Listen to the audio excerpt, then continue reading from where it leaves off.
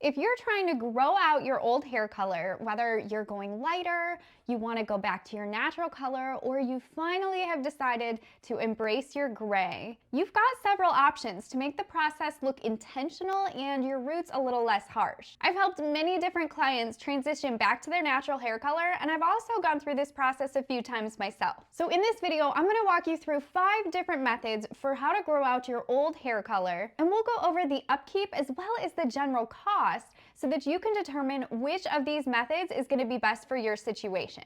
Okay, so first is going to be the least expensive option, and it's completely free. And this is to grow your color out without doing anything to it. This is an option a lot of people choose, especially if you're on a budget. However, this is the most frustrating option because you have nothing to help you transition the color, and you have to live with this for several years. On average, hair grows 1/4 to 1/2 inch a month, which is like this much a month. So unless you're planning on cutting your hair short, this will take you years. Now there is one thing that can help you if you choose this route, and that is root touch-up sprays. If you are growing out dark hair color and you have super white roots, try a temporary root cover spray. Obviously, once the roots are several inches, this is going to be not as doable, but when the roots are still pretty small, this is a good option and does work for a lot of people. But don't fret because that is certainly not your only choice. Let's move on to the next one. Okay, your second option is the second cheapest, and it's also relatively easy to do yourself from home. And this is to use semi and or demi-permanent hair color. This option is best if you're trying to blend gray but not completely cover it up, or if you want to go back to your natural. Now, differently than permanent dye, semi and demi-permanent color do not shift the natural color. So they don't create a really harsh line of demarcation when your roots start to grow out.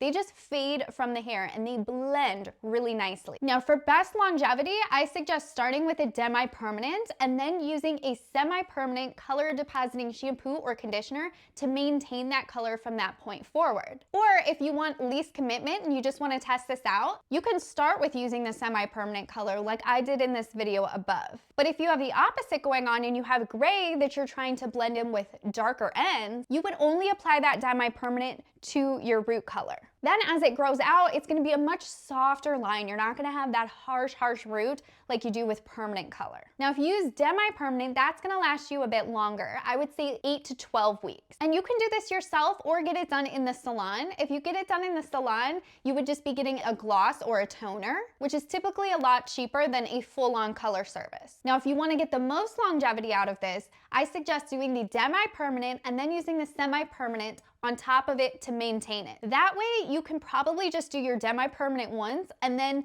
continue doing that semi-permanent, and you might not even need to do that demi-permanent again. You would just have to keep doing the semi-permanent as it fades. Okay, so the next one, number 3, is gradually lightening your root color. Now this is a great option if you are not looking for an immediate drastic change. This one is best if you are wanting to lighten up a dark hair color. Let's say your hair is black and you want it to be a lighter brown, or if you're wanting to do a gray blending. And so what you'll do is every other time you go to color your roots, you'll use a level lighter. I suggest doing this every other time, though you can do it every time, but for a softer transition, I recommend every other. This is going to gradually lighten your hair, and yes, your ends are going to be darker, but it's going to be a much better transition if you do it one level at a time rather than just abruptly changing the color or just letting the roots grow out. So how often do you need to do this? Now, if you go this route, I recommend going a little bit longer between your root touch-ups. So if you normally get them done every 4 weeks, then I would push it to 6 to 8 weeks. This is going to allow that darker color to fade out more, as well as give you more room for that transition color. Now, as far as cost goes, this would be the same cost as whatever it is you're currently doing to color your hair. The amount of time that this takes would completely depend on where you're starting with and what your end goal is.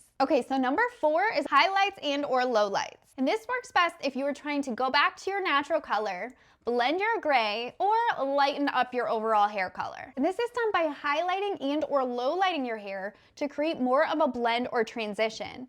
Over time, you will do less and less highlights and let your natural color become the base and take over. This is gonna ease you into your new look rather than it being like really abrupt, because there have been times where I've transitioned someone to their natural gray and it was a little shocking for them. So this gives you time to get used to seeing your natural color, whether you're going like from blonde to dark, or if you're going from dark to gray, it would be really shocking let alone damaging, to do this all immediately. A lot of times people actually like continuing the highlights and lowlights. I will link a video above where I did a really seamless highlight technique where you don't have stripy highlight lines as the hair grows out. And if you are adding lowlights, you'll either want to match the lowlights to your dark natural if that's your situation, or to your dark ends if that's your situation. Then eventually you will do less and less until your natural takes over. Now, I recommend starting with this only in the areas that are shown, because these roots under here aren't showing on a regular basis. So this really does not necessarily mean doing a full head of highlights every single time. Okay, so how often should you do highlights and lowlights if you choose this route? Now again, I suggest going longer between sessions than you normally would, and this is just to give your natural color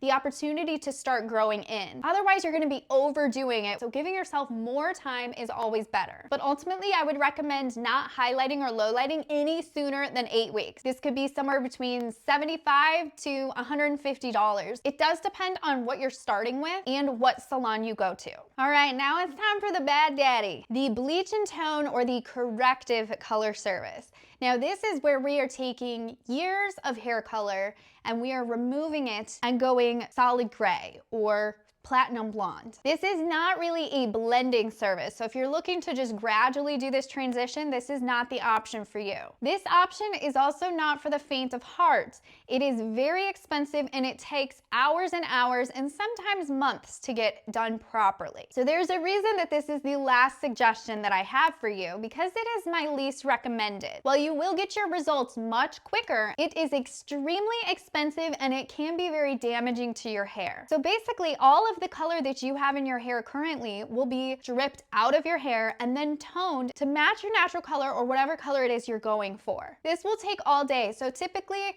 you would be the stylist's only appointment for the entire day. Let's say 10, 12, sometimes 14 hours to have this done. Now, if you are going with this option, I do not recommend attempting this at home. I highly suggest seeking out a stylist that specializes in this. This is not a service that you want to try to save money by going to a cheaper stylist, because they could destroy your hair. You could wind up with a color that you're not happy with, or if not done right, you could end up with more roots than where you started. Now, there are times and situations where this is not doable in one session. You may need to do this over a period of months to save the integrity of your hair. And as far as cost goes, this service can cost thousands of dollars for one session. Now, since this is a corrective service, it's really hard for me to give estimates on how often you would need to come in. If they can get it all done in one session, you will still likely need to have it toned. So you may be able to do this yourself at home, but if you are going to go into the salon to have it toned, you'll typically want to do that about once a month. The repeated bleaching sessions are what is the huge cost in this, and the cost is going to be completely variable based on what you're starting with and what your goal is. All right, so I am curious at what method you're going to go with. Let me know in the comments what you're going to try, as well as if you have any questions on what I would suggest for your situation. Make sure you subscribe if you want to make every day a good hair day.